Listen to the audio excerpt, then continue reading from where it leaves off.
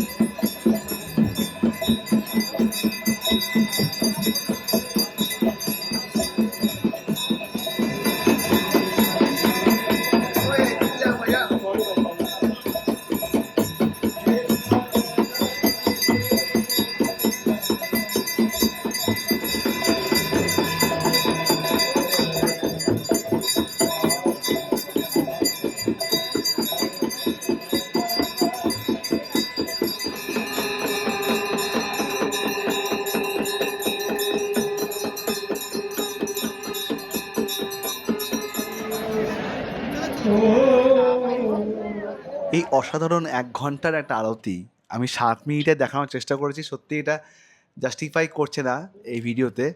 যদি সত্যিই দেখতে হয় এরকম আরতি বারাণসীতে, তাহলে আপনারা যান, নিজের স্বচক্ষু দেখুন।